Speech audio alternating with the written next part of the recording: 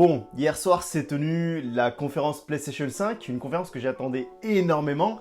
Et cette conférence, je l'ai vécue sur le live de Carole Quinten et Julien Chiez, que je salue et que je félicite car ils ont dépassé les 100 000 viewers simultanés. C'est énorme, bravo, sincèrement bravo, c'était mérité. Et on a vécu un live mais extraordinaire. Il y avait des jeux de malades et on a pu voir à quoi ressemblera la prochaine console PlayStation. D'ailleurs, je vais commencer par là, je vais vous donner un petit peu mes impressions sur cette console. À premier abord, j'ai trouvé que le design était perturbant. On n'a jamais connu ce genre de design chez Sony auparavant. On a toujours eu des blocs noirs, carré, bien défini, sauf peut-être mis à part la première PlayStation et la PS1, mais au fur et à mesure que je la regarde, je la trouve plutôt sympa en fait, avec un design plutôt futuriste, ça change vraiment. D'ailleurs ça m'a fait rire parce que sur Twitter on a eu pas mal de mèmes déjà sur cette console, comme ce fut le cas avec la Xbox Series X. Je me rappelle qu'on l'a comparé à un frigo cette Xbox, ça m'a bien fait rire à ce moment-là. D'ailleurs Sony nous a présenté deux versions de la console PlayStation 5. On a la première version avec un lecteur Blu-ray, une version classique, on va l'appeler comme ça, et une version digitale qui n'inclut pas de lecteur Blu-ray justement parce qu'il sera 100% digital, comme son nom l'indique. Alors c'est vrai que sur internet j'ai vu pas mal de choses sur ces deux versions, surtout concernant le prix parce que Sony a choisi de ne pas dévoiler son prix tout de suite. A priori, de ce qu'on entend, la version digitale servirait à proposer un prix moins cher que la version PlayStation 5. Ils auront a priori la même puissance tous les deux, mais à des prix différents du fait que la version digitale n'inclut pas de lecteur Blu-ray. Après, cela dit, si vous voulez mon avis, je pense que les deux consoles seraient au même prix, et je vais vous expliquer pourquoi je pense ça. Sur la version avec lecteur Blu-ray, on aura bien sûr la possibilité d'insérer nos galettes pour pouvoir jouer à nos jeux, et aura donc forcément besoin de moins de mémoire de stockage. On aura quand même besoin de la mémoire de stockage, parce qu'il y aura forcément des jeux à installer pour pouvoir les lancer plus rapidement, etc. Mais on aura besoin de moins de mémoire par rapport à la version digitale, qui lui sera complètement digitale, comme son nom l'indique. Donc si vous voulez mon avis, je pense que Sony a voulu aborder deux approches différentes, peut-être pour pouvoir sonder un petit peu, pour voir un petit peu comment la clientèle réagit à ce choix-là. Et vous avez d'un côté une PlayStation 5 avec un lecteur Blu-ray et moins de mémoire de stockage, et de l'autre côté, vous avez une PlayStation 5 100% digitale avec plus de mémoire de stockage, parce qu'il en aura plus besoin, forcément. Mais les deux au même prix. Bon, sinon, concernant les jeux, parce que ça reste quand même le plus important, on a eu droit en tout début de conférence, une annonce Rockstar. Alors personnellement, j'ai tout de suite pensé, et je pense que je suis pas le seul, à une annonce de GTA 6 que j'attends énormément parce que j'adore la licence aussi. Mais non, on a encore eu GTA 5 qui aura traversé 3 générations de consoles. C'est hallucinant. Ce jeu est sorti à la base sur PlayStation 3 et on y aura droit sur PlayStation 5. C'est fou quand même. Mais ce jeu est porté par GTA Online qui continue de vivre comme ça. Alors a priori, ça serait une version boostée, peut-être avec des graphismes un peu plus poussés ou peut-être une carte plus grande. Personnellement, j'ai joué au début quand il est sorti sur PlayStation 4. J'ai pas joué à la version PS3 mais plus sur PS4. Mais je suis plus à l'aide des jeux solo et je l'ai fini, je l'ai adoré d'ailleurs. Ensuite, on a eu un Spider-Man 2 avec un Miles Morales en tant que héros et personnellement, j'adore la licence.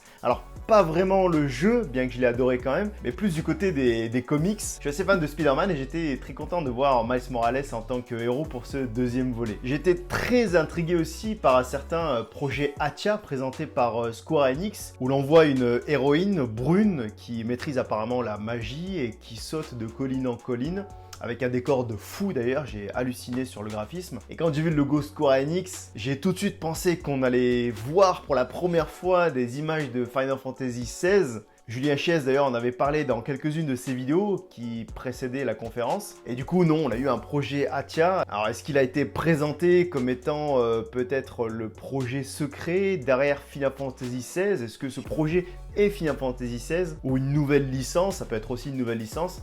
On le saura bien assez tôt. En tout cas, je suis très fan de la licence Final Fantasy et ceux qui me connaissent le savent. J'avais personnellement adoré Final Fantasy XV. C'était le premier Final Fantasy dans un monde ouvert. Bon, il était un peu vide ce monde, mais en tout cas, il était ouvert. Très sympa, très nerveux dans le gameplay. J'ai adoré. Pour vous parler un petit peu de mon histoire avec la licence Final Fantasy, mon volet préféré n'a pas été le 7ème volet, mais ça a été le 9. Ça a été mon tout premier Final Fantasy 9. À l'époque, j'avais la console, mais je n'avais pas le jeu et je me souviens toquer à la porte de mon pote qui était voisin dans le bâtiment d'à côté.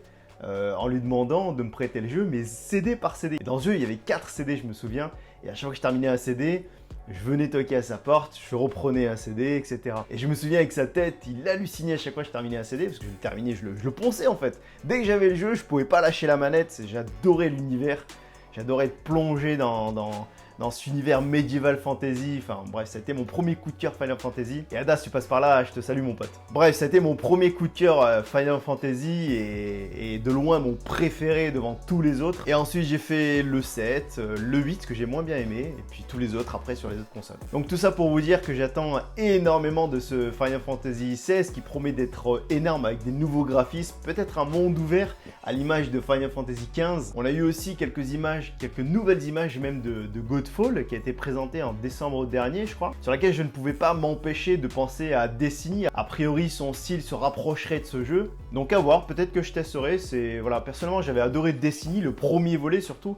Alors on a eu aussi du Resident Evil, un Resident Evil 8 qui se nommerait Village, très intriguant, très sombre. Ça parlait a priori de sectes, de sorcellerie, enfin bref, ça a l'air vraiment d'être flippant. Personnellement, j'adore aussi la licence, mais j'avais plus ou moins lâché à partir du 4. J'ai fait le 4, et le 6 par contre n'avait absolument rien à voir avec la licence, mais je l'ai quand même adoré parce qu'on retrouvait cette ambiance pesante. Mais mon préféré reste quand même Resident Evil 3, avec Jill Valentine à l'époque comme héroïne. Et dans cette conférence, je me souviens, on a eu aussi du Crash Bandicoot, on a eu Oddworld aussi, j'avais adoré le premier. On a eu du Hitman, on a eu du Little Big Planet, Ratchet & Clank, NBA 2K21 avec Zion Williamson, un joueur de la nouvelle génération de NBA qui présente la nouvelle génération de consoles Sony.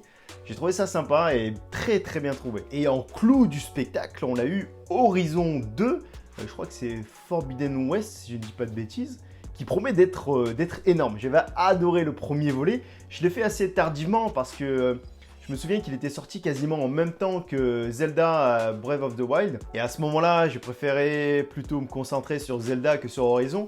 Mais en tout cas, Horizon, très très belle histoire, très bel univers. Et non, franchement, j'ai adoré. J'ai hâte de voir ce que ce deuxième volet va donner. Bon, je pense que vous l'aurez compris. Personnellement, ça sera plus PlayStation 5 que Xbox Series X pour moi en tout cas. D'une part parce que j'ai toujours été PlayStation et que je suis particulièrement attaché à cette console, et d'autre part par rapport aux jeux, hein, surtout par rapport aux exclus PlayStation qui m'ont vraiment attiré. Spider-Man, j'ai hâte de voir ce que ça va donner.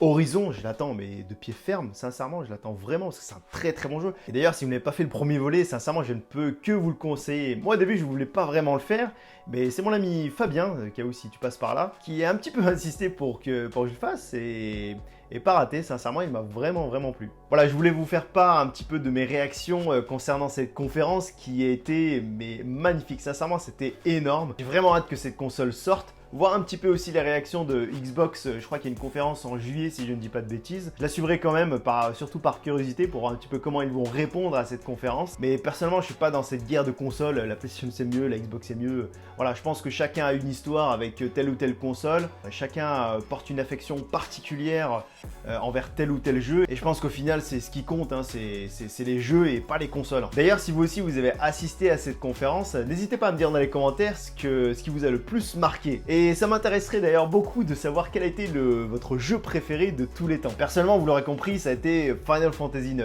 Et peut-être Zelda Majora's Mask. Bon voilà, c'est déjà la fin de cette vidéo, j'espère qu'elle vous aura plu. N'hésitez pas à liker, partager, à vous abonner et à cliquer sur la petite cloche de notification pour ne rien rater des prochaines vidéos. N'hésitez pas aussi à me suivre sur Twitter, sur laquelle je vous fais part de mes réactions à chaud, comme ce fut le cas hier pendant la conférence de la PlayStation 5. En tout cas, je vous dis à très bientôt et prenez tous soin de vous. Peace!